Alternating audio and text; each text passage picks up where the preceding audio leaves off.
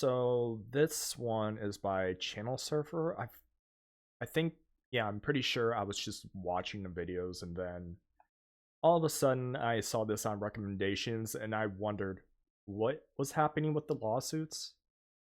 Uh. So, yeah, let's start. You will beware. You're in for a scare. Goosebumps. For those who grew up in the 1990s, the Goosebumps franchise was unavoidable.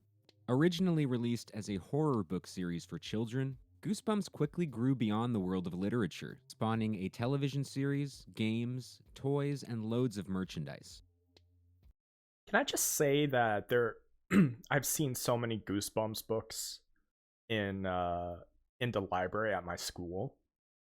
Yeah, I know, way to date date where I lived at. Or not where I lived, when I lived. Uh I know there was two books I didn't like, or at least I didn't like the covers. I think it was Say Cheese and Die Again.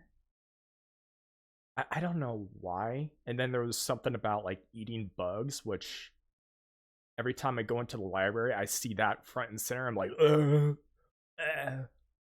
just like, bleh, just, ugh. I don't want to see that. And it's a book form, so it like I'm having constantly put it or either turn it around and it's always turned around, or I have to like hide it behind a book. And sometimes it will work whenever I enter the library, and then it would come. Then when I come back to the library, I see it front and center again. I'm like, stop it. I hate it. I absolutely despise that. It came from beneath the sink. Wait a minute. Something about the eyes. Goosebumps. It came from behind the sink.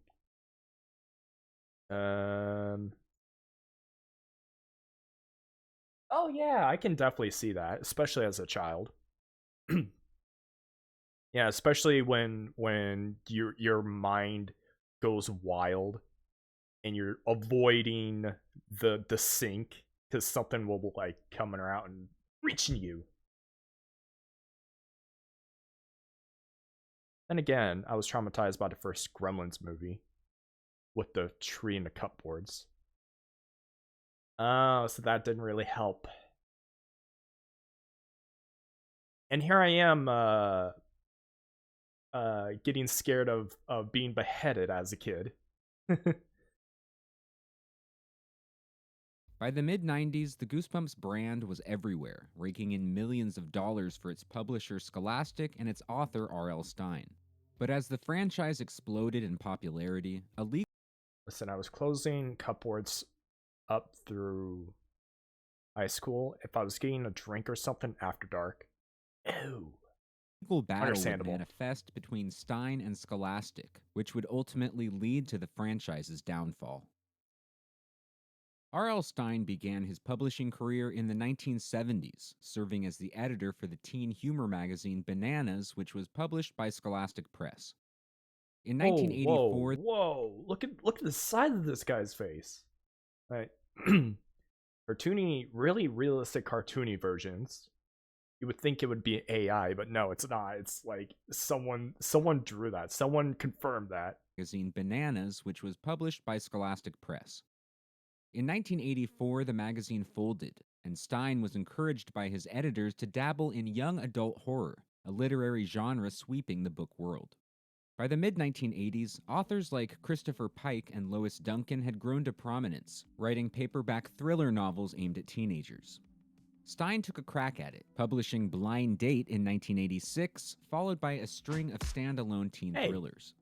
As his hey, work gained Stormy. in popularity, Stine and his wife Jane set up a publishing company called Parachute Press. The company worked out a deal with Simon & Schuster to publish their new teen horror series Fear Street, with the first installment, The New Girl, being published in 1989. The series was presented in an anthology style, with each installment following different characters within the fictional town of Shadyside. The series depicted dark themes like murder, hauntings, and psychic phenomena, and by the early 1990s, Fear Street had soared in popularity to become one of the best-selling book series for young adults, with Stein releasing a new book every single month. Around this time, Stein was encouraged by his wife Jane to create a new horror series, this time aimed at children rather than teens. The result was Goosebumps, with Stein lifting the name from an ad he saw in TV Guide. Like Fear Street, the Goosebumps books would be anthological in nature, with each installment featuring a child protagonist facing sinister supernatural forces. Goosebumps' target demographic was children ages 8 through 12, and in 1991, Parachute Press signed a deal with the Scholastic Corporation, allowing them to publish the first 6 Goosebumps books. Ooh. While Parachute would own the series' Wait, what? trademark, Let me published see those. Monster Blood, Cheese and Die. That always like freaked me out for some reason. It's probably like getting your picture taken and then dying. I don't know. the first 6 Goosebumps books. I can't. Okay. Listen. With all these memes going around and the internet, I can't get over the fact that this word has changed to the curse of the mummy's tomb to something that rhymes with tomb. And I freaking hate the freaking internet for changing the words. While Parachute would own the series' trademark, the agreement gave Scholastic control over the book's non-publication rights, which would include adaptations, merchandise, and other licensing deals. Additionally, Parachute agreed to a stipulation that said that R.L. Stine would be the sole writer of each installment in the series. The first 2 books, Welcome to Dead House and Stay Out of the Basement, were published. Listen, it's the internet, okay? Sometimes you have to be reading stuff and then it changes your mind for the worst. Don't tell me you don't even think that either. Published by Scholastic in July of 1992. More installments quickly followed, but with limited promotion, the series was not a huge hit right off the bat. However, Goosebumps would benefit heavily from being included in Scholastic book fairs, which took place at various elementary schools across the country. Yep, I remember Scholastic that. had begun doing book fairs in 1981, in which the company would deliver books to school libraries and display them for a full week, allowing students to browse and purchase them. The event was designed to raise money for schools and promote literacy amongst grade school children, also serving as a valuable outlet for Scholastic to promote its books directly to kids. Within a year of its publication, Goosebumps had become a big hit at book fairs, with 1.8 million copies of the series in print by 1993. And though R.L. Stine was already a recognizable name with teen readers thanks to Fear Street, Goosebumps helped him reach a younger demographic, delivering his signature spooky tales to an elementary school crowd. Many applauded Stine for creating content that got children reading. Others expressed concern that the horror themes present in these books were too scary for young readers. But if it's made for children, to be scared, as long as it's not traumatizing. I mean, I'm gonna use you as an example, Rennis. Feel kind of bad. I had no idea he wrote anything aside from Goosebumps. I didn't either. But aside from, I'm gonna use you example, Rennis, for getting scared of just cabinets. Like, we got over it. It's not traumatizing to the point where we're scared of cabinets forever. It's more of like a creepiness factor for all the kids be scared of for no reason. Hey, IB Drawn, how's it going? What is that? What's a little dancy dude? Trauma is trauma. And scariness for children should not be traumatizing. But regardless of what parents and critics thought, one thing was for certain. Children of the 90s loved to be scared, and Goosebumps was delivering the goods.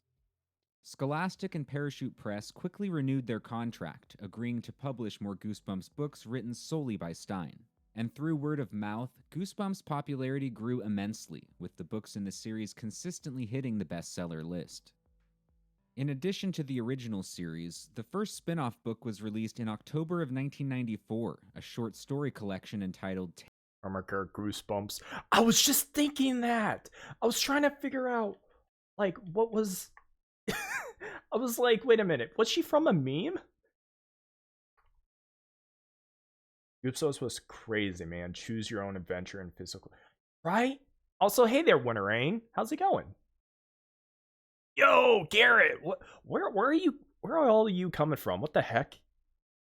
What the heck, guys? What is happening? As soon as Goosebumps pops up, everyone starts coming out of the woodworks. What's going on? spin-off book was released in October of 1994.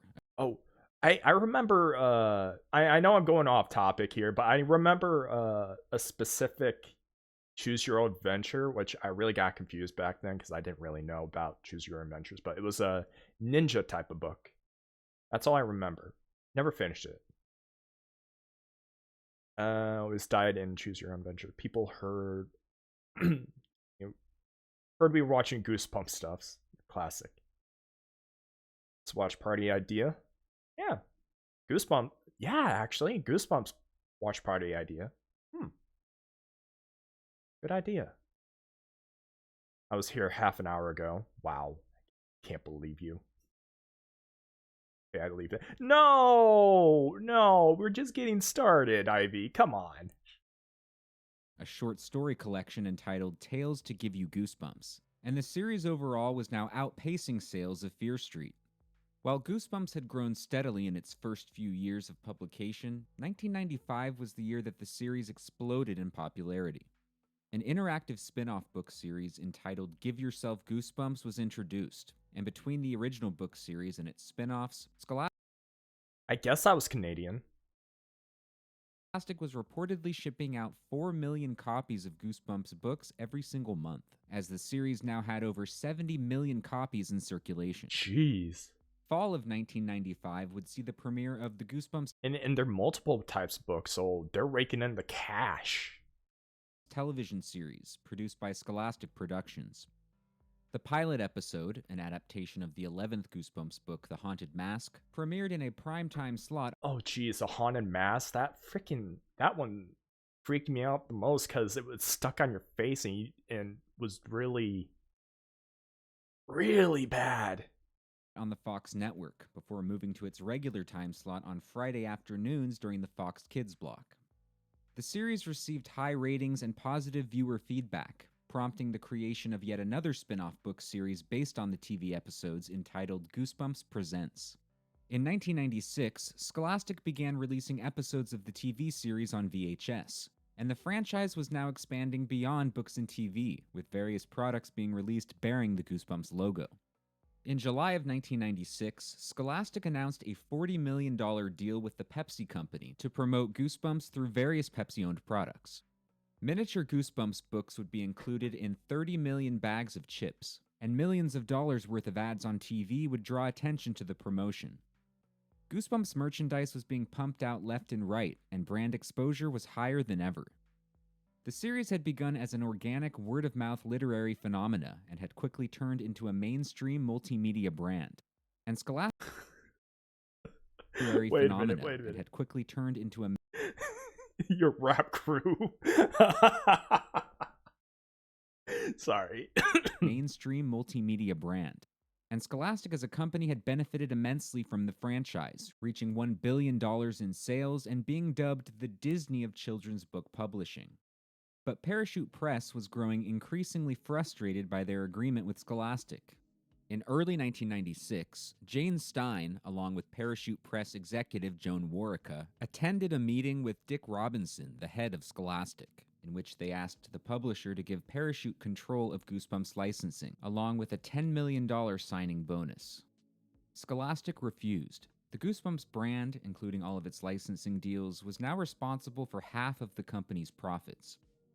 Relations between Parachute and Scholastic quickly deteriorated, with one former Scholastic employee telling the press, "World War III began that day, and it Oh killed the boy. brand."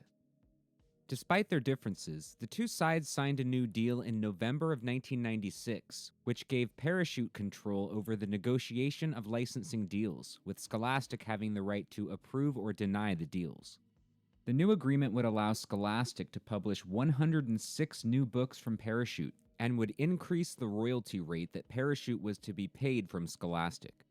But the new contract also contained an important provision that if any of its terms were breached, the agreement would be void and the two parties would revert back to their previous agreements.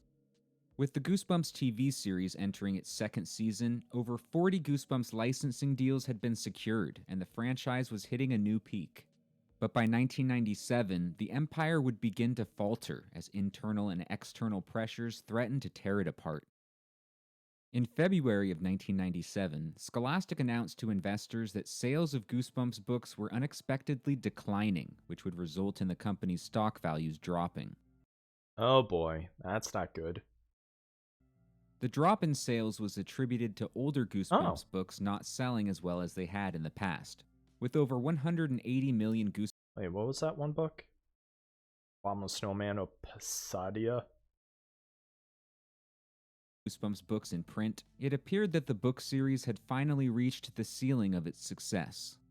The news hit investors hard, with Scholastic stock dropping 41%.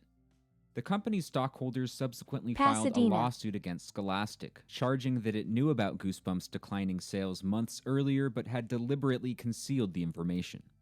While book sales had dipped, the Goosebumps franchise remained strong overall in 1997, as a Disney World theme park attraction opened and the TV series was moved to Saturday mornings, becoming Wait, it was a Disney ride?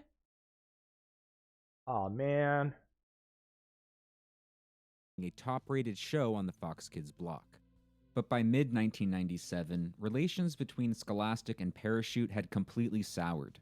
The two entities Goosebumps reportedly scared came me to a as a stalemate child. over Well, yeah, it should. It's supposed to be scary. licensing deals, with 16 different deals falling through because of their internal disagreements. In summer of 1997, Scholastic accused Parachute of using unapproved forms to make licensing deals. Scholastic saw this as a violation of their contract, which they said gave them the right to void the current contract and revert back to previous terms. This would mean that Parachute's higher royalty rate, which was negotiated in the newest contract, was also void, with Scholastic halting its royalty payments to Parachute. So wait, what was? I might have missed something earlier, but what was going on between them? I kept hearing about contracts, about this and that. I might have completely just blanked out right there. In response, Parachute Press filed a lawsuit against Greed, essentially. No, it's all it's always greed. Scholastic, They charging had that Scholastic disagreements had about breached publishing rights and who owned Wati. Oh, gotcha. So when they publish the books, they're also publishing or also getting toys and all that, merchandise that would be from another party. So who gets the money and who doesn't? Or who gets this much money and who doesn't get that much money? And we're happy with what they already had, made a new deal, then she said, broke the deal. Unlicensed authors and merch another publisher's books themselves. Oh, so the off so one gets the authors and the merch while the other has just publishing the books, which, to be frank, is kind of a bad deal when you're just publishing books, because you're not going to get a lot of money as opposed to merchandise, because people are going to buy merchandise all the time. There's even collectors, all that stuff out there. Even little kids would want to, get the theme from the book or the show or whatever. Okay, I kind of had a funny feeling that it was going to become like this. So owned the rights to Goosebumps, but the Parachute owned the publishing rights. Oh. Oh, that's a bad mistake. Oh, I don't like that. Contract and owed them $36 million in royalties. Scholastic countersued, alleging that Parachute had breached the contract first by hiring ghostwriters to write the Goosebumps books. According to the contract made between Scholastic and Parachute, Stein was to be the sole writer of the original Goosebumps books, though the agreement did permit him to use ghostwriters for books in the spin-off series. According to Scholastic, Honestly, that's how it should do. If there's going to be a spin-off series, then like a series that doesn't have to do with anything with this part of the thing, sort of like DMC Devil May Cry, that's a spin-off. That's how it should be. Businesses like this is what almost killed D&D at first, until Wizards decided to make some publishing companies so they can own both the right and the publishing right. This Parachute was formed by authors, was only getting royalties from the books while also making other merch and wasn't covered by the original deal. Yeah, it should be the authors first and foremost, but you know how companies are. Uppy about and mention it, basically looking for an excuse. Yeah, which is why I really get really angry when it comes to publishing companies and authors and stuff, especially with EA. Especially like they take in a company, they give you what you want, and then as soon as it starts making money, they dip their hands in it, and then when it goes bad, then they throw you out, or they throw the original people out and then put new people in, put the new name in, and they essentially just made an amalgamation of a different type of company. So essentially, that same company you loved before is no longer the company you love. There's also got stupid rich because he pitched Star Wars. He was only wanted the merchandise rights. Since time, no one saw potential in if they gave it to him. Oh boy. Especially when you want to make a series out of it. Oh, you're gonna get a lot of money. This is why I want to create my own company. I don't want any publishing rights, especially if I'm gonna be going downhill. I'd rather go down with the ship than having to get carried by a publishing company that's gonna screw me over later on. Because I can always drag the ship out sometime later on with something else. That is just my that is just my way of thinking. Examples: Sony publishing Helldivers 2, doing none of the work, expecting all the control. So George made tons of toys and tons of money. You can't get me on the ship. You can't get me on the ship. I have no clue what's going on. I'm saying is, if I'm okay, so the ship would be the company I'm making. Let's just say the company is called Hooked On Games. There'll probably be another company like that, but or Hooked On.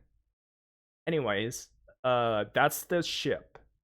And we don't have a publishing company. If we have a publishing company, then that ship is an owner of someone else. I'm just merely the captain. And and that publishing company can do whatever they want with the ship. They can just tear it down and then create a new thing. Like, oh, we deliver this stuff, and they're going to be like, oh, you're not going to be delivering anymore. You're going to be a scout party. It's like, but that's not what. No. You're going to be a scout party. That's essentially what publishing companies will be doing, since they don't do anything. You want to be a privateer with your own ship instead of a military captain who answers to it. Yes. Yes, especially especially if I have, other branches of companies that like it.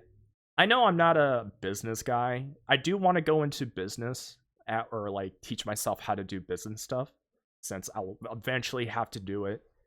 Do all this and that and there and go like everything. So, yeah. Do we want to knock out the Mr. T and A train? Follow your own heading, not the course someone else set for you. Exactly. Exactly. Which I got into a whole mini rant about the whole uh publishing companies are evil. Like it's not that they're evil. They can help you. They do a lot of the side content with merchandising and whatnot.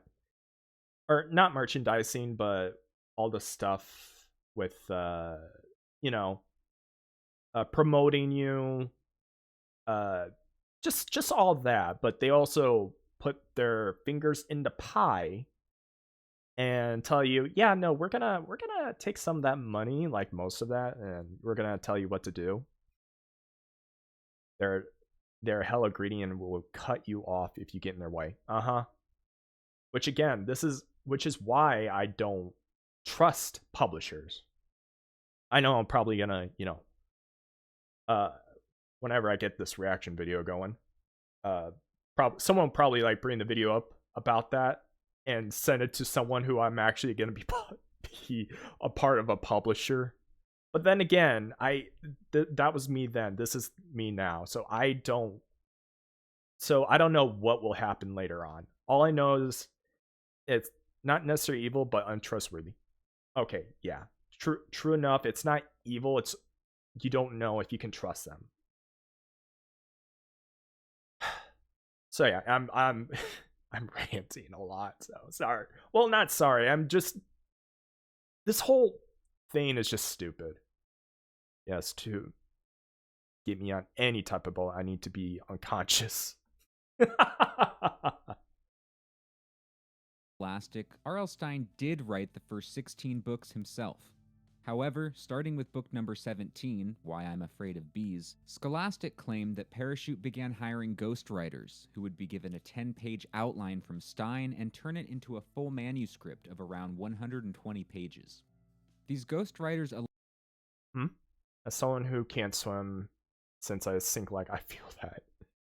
Listening to what you have to say, Hook, it's cool, man. Yeah, I know. You came in here to hear me rant. allegedly made a majority of the creative decisions, while Stine would review the manuscripts and make minimal revisions before publication. Scholastic claims that Stine was working more as an editor rather than a writer, thus breaking the terms of their contract. What? Scholastic even claimed that the declining sales of the Goosebumps books were a direct result of Stine employing ghostwriters, as they were not able to adequately recreate Stine's unique. What the chicken? What the heck is this? Legend of the Lost Legend? Vampire Breath? Yeah, these names don't really. They seem a little bit of an offshoot. Like, it doesn't seem right. Don't wake me up if till we're on land. I can swim, I just have insane fear of large bodies of water. Legend of the Lost Legend. Deaf ghostwriters who didn't care. Voice. R.L. Stine was releasing 24 books per year, and while some questioned how this was possible, he had always publicly denied using ghostwriters, joking to the press in 1993 that he's much too greedy to hire assistants. Yeah, the author might. There's only so many ideas he can post until you run out of ideas. That's why most of my ideas are slow, but it's chaotic right now because I have this and this. I have ideas for this, but I also have ideas for this. But I'm gonna be trying to focus on this while I have this in the back burner right now. Same goes for uh funny enough, a book I'm writing. I'm trying to figure out what I want to do because I have the beginning and I kind of have the ending down. And it's supposed to be this detective horror uh book. And it's not really a horror, it's more of a mystery that has light horror themes, but it's more of a psychological and deep thinking, if that makes sense. But still, it's yeah. But over the course of the lawsuit, Parachute did admit to hiring writer's assistants for Stein, starting with book 17 in the Goosebumps series, in order to meet deadlines and allow Stein more time to make promotional appearances. But Parachute said that the contributions from these assistants were minimal, and that Stein was still making a majority of creative decisions, including coming up with book titles, plots, and characters. Parachute claimed that Stein still had full creative control and was not breaching his contract by using assistants, which maybe what he mean by assistants, maybe he means editors, or there was another name he was using. Because again, there was no way you can make that many books in 1 year. I mean, it's possible, but you would also need people to look over your stuff and like, you know, not fact check, just like an editor, make sure that you don't have any words that it's needlessly there. Right, Dream? Yeah, it's that's what I'm thinking. Thank you for the care package. they said was common industry practice. With Goosebumps in legal limbo, and both sides retaining some ownership of the brand, it was unknown how things would continue. In October of 1997, Scholastic went ahead and published the latest Goosebumps book, a spin-off entitled Goosebumps Triple Header. The book would include 3 original short stories, being presented by a triple-headed monster named Lefty, Righty, and Slim. Shortly thereafter, Parachute filed another lawsuit against Scholastic in federal court, claiming that the publisher had breached their 1996 agreement and was engaging in copyright infringement with its release of the triple header book. What the? Despite these lawsuits, the two parties were still under contract for dozens of new Goosebumps books. In late 1997, Scholastic stated that it would continue to publish the Goosebumps series as planned, and Parachute agreed to deliver new manuscripts for publication until the courts made their decision. Other spin-off projects remained in development, including a Goosebumps feature film produced by Tim Burton. At the time, Jane Stein was Tim Burton? Damn. quoted as saying, "It is quite unpleasant, but we still work with them every day." The two companies were still benefiting heavily from the Goosebumps franchise, and both had a vested interest in keeping the ball rolling. A brand new series entitled Goosebumps Series 2000 was launched in January of 1998, with one new book being published each month. While sales had dipped Each month? What do you mean by that? That means you have a week to write a book, maybe a week to edit that book because you have to read it over and over again, and then another week to like do the final preparations and then publish it.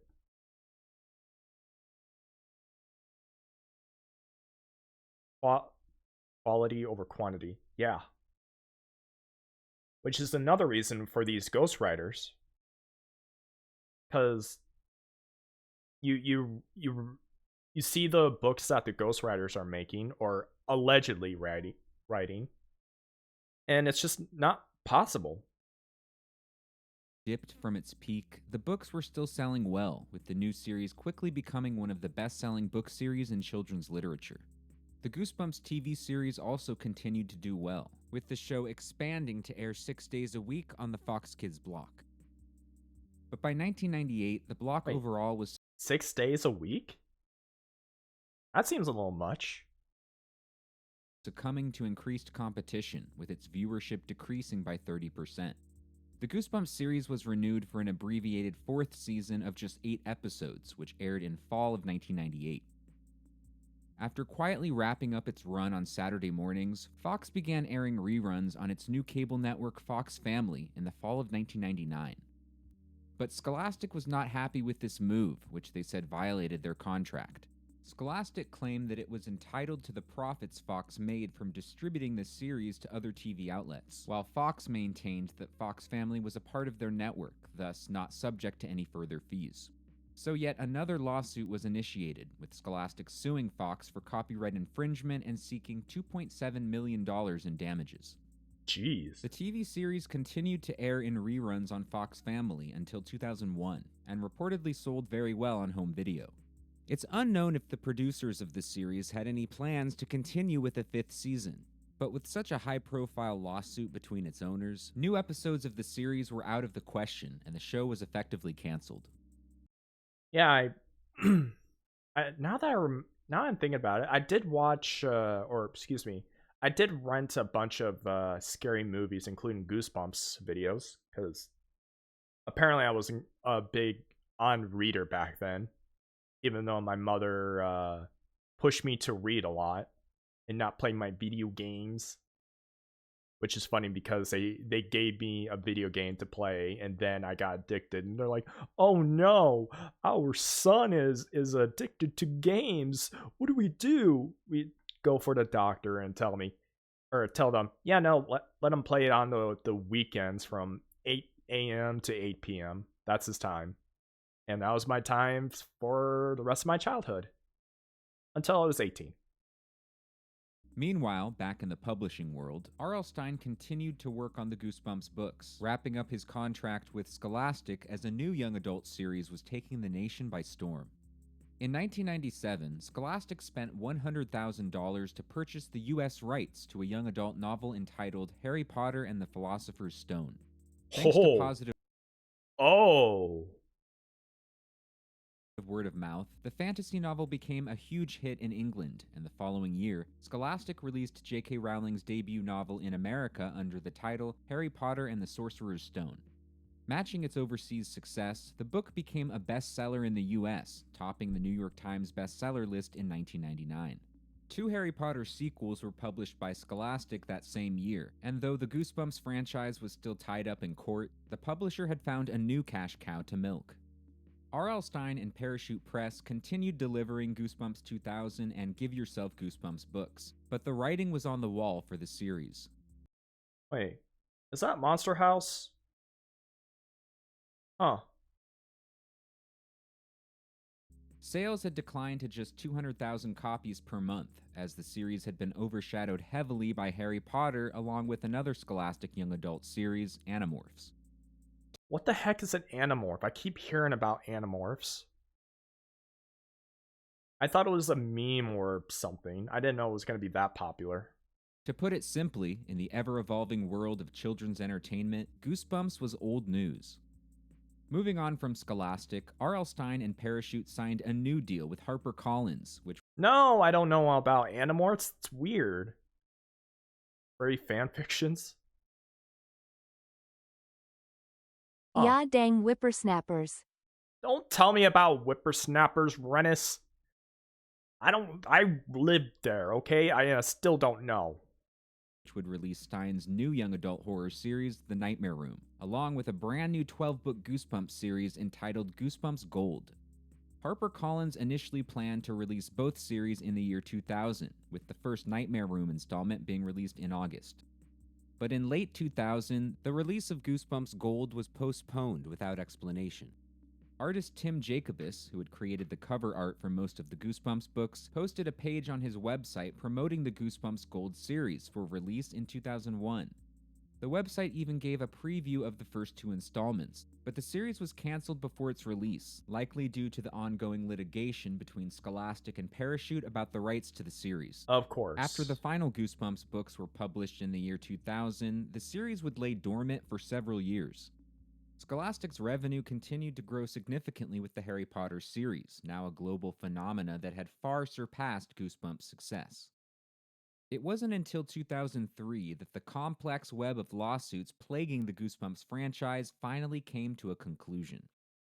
First, in January of 2003, Parachute Press and Scholastic came to a settlement, with Scholastic agreeing to pay Parachute $9.65 million for the rights to Goosebumps and its trademark. And in June of that year, Scholastic lost its case against Fox regarding the airing of Goosebumps on the Fox Family Channel. The irony is that by the time these lawsuits were settled, much of the public interest in the Goosebumps franchise had died out. As the book series ended in the year 2000 and the TV series stopped airing in 2001, Goosebumps had lost much of the potency that had made it so popular back in the 1990s. However, copies of Goosebumps books still existed in schools and libraries across the world, and new generations of young readers would continue to discover the series for the first time. In November of 2003, Scholastic began re-releasing books from the original series with slightly modified covers. Goosebumps continued to sell around 2 million copies per year, and the franchise overall received a boost when reruns of the TV series began airing on Cartoon Network in 2007. Man, when was this? I didn't see this one. In 2008, Goosebumps was resurrected as Goosebumps Horrorland, a new book series with R.L. Stine at the helm. The series ran until 2012 and was followed by 3 more series, including Goosebumps House of Shivers, which is still being published today. And the long-awaited feature film adaptation of Goosebumps finally came to fruition in 2015, with Jack Black portraying a fictionalized version of Stine. Oh, I remember this, though I didn't watch it. To this day, R.L. Stine maintains that he wrote all of the Goosebumps books himself, saying that he only used outside writers to help with the outlines. And while we may never know the extent to which ghostwriters were employed, it's clear that Stine was always the driving force behind the franchise, creating an iconic world that continues to captivate readers. They were just okay. They weren't great. It was just okay. To this day. Over 30 years after its initial inception, Goosebumps is still going strong, pumping out books, films, and TV series. But there's no doubt that Goosebumps' peak as a cultural phenomena was in the 1990s. Before all the hype that transformed the series into a global franchise, Goosebumps was simply a book on the shelf, able to enthrall young readers through catchy titles, imaginative cover art, and engaging plots. While Goosebumps was never high-level literature, it got kids reading, creating a new generation of book lovers and leaving a lasting impression on its audience. While the lawsuits certainly slowed the franchise down, Goosebumps has embedded itself into the fabric of American culture and will not soon be forgotten. If you enjoyed this video, please hit the like and subscribe. Thank you, channel server, for that. I greatly appreciate you appearing on my recommendations and getting everyone thinking and being nostalgic. Though I don't think I've ever read a Goosebumps book. I don't think, anyways. If I did, it might have been a few pages and then just tossed it to the side. But still, I never watched it.